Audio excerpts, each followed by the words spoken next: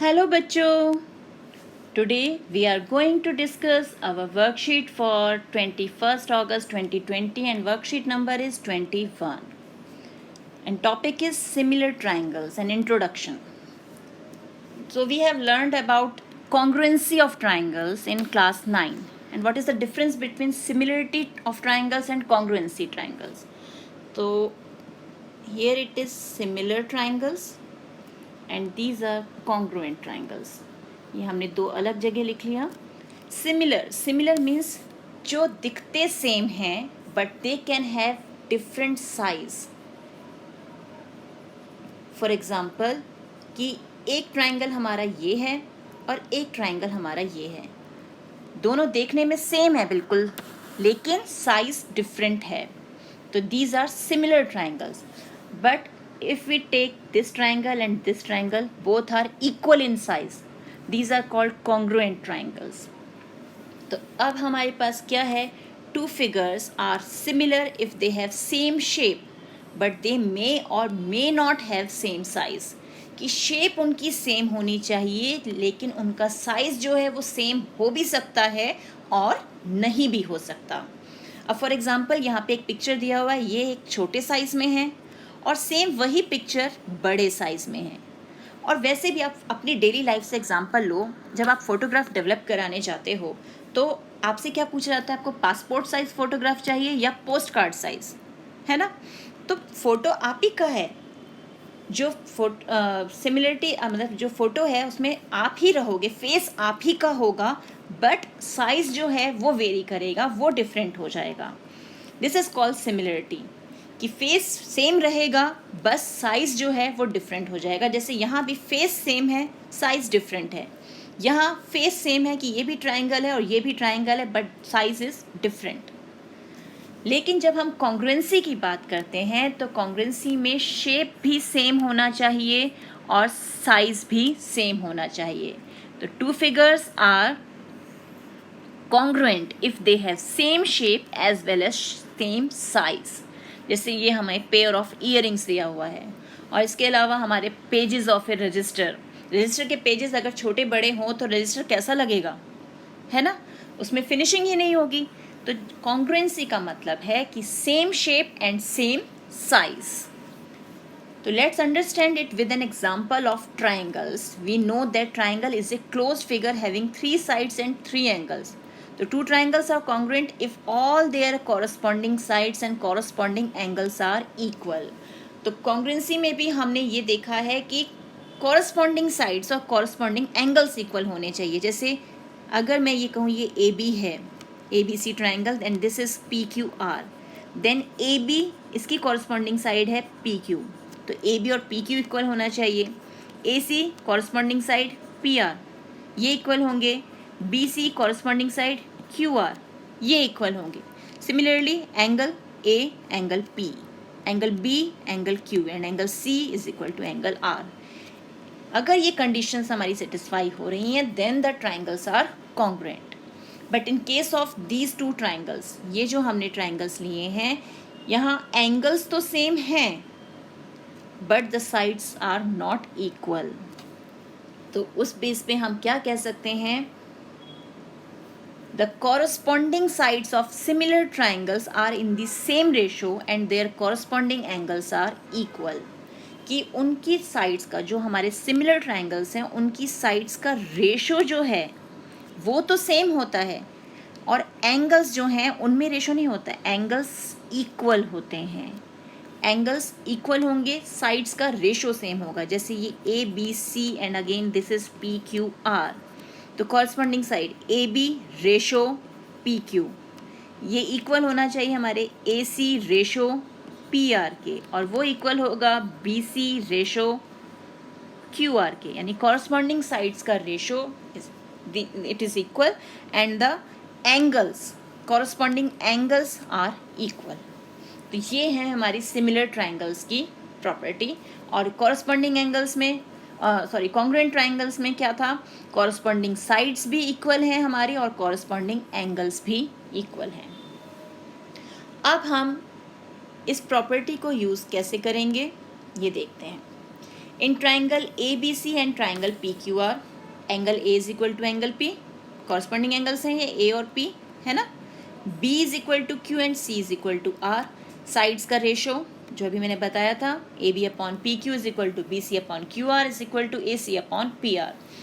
Then triangle ABC is similar to triangle PQR. और हम इसे लिखते कैसे हैं, triangle ABC, और ये है हमारा similarity का sign, and it is equal to similar to triangle PQR.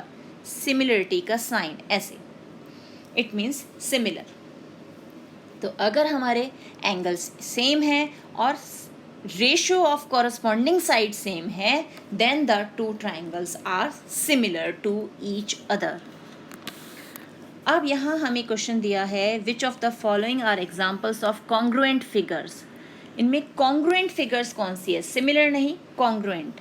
तो अब जब हम प्रॉपर्टीज जान चुके हैं और डिफरेंस भी जान चुके हैं, now we know the difference between congruent and similar, तो हम इजीली पॉइंट आउट कर सकते हैं कि कौन है इसमें कॉन्ग्रुएंट. इसे ध्यान से देखिए, साइज सेम है क्या, यहाँ ध्यान से देखिए, इसे भी देखिए और इसे भी देखिए, और ये पजल आपके लिए है, आप सॉल्व करेंगे, इसे मैं नहीं बताऊंगी. तो आप सॉल्व करके मुझे बताएंगे कि आप पहचान पाए कि नहीं पहचान पाए कि कॉन्ग्रुएंट कौन है और सिमिलर कौन है. अब आते हैं हम अपने अगले क्वेश्चन पे. Identify the similar hexagons in the following. Similar hexagons, again we recall the properties of similarity.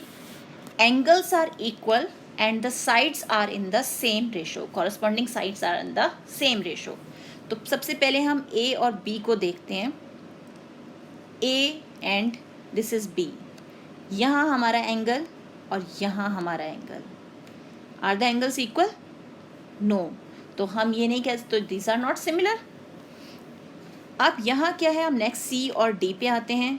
यहाँ 1 2 3 4 1 2 3, तो कॉरस्पॉन्डिंग साइड का रेशो हो गया 4:3. अगेन 1 2 3 4 1 2 3 4/3 1 2 3 4 1 2 3 4/3, यानी हमारे कॉरस्पॉन्डिंग साइड्स का रेशो तो सेम आ रहा है. Now angles, this angle and this angle, these angles are equal, therefore these two hexagons are similar to each other.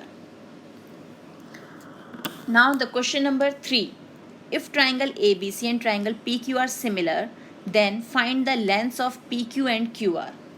अब ये हमें पहले ही सिमिलर दिया हुआ है, and if they are similar then the ratio of their corresponding side should be equal, है ना.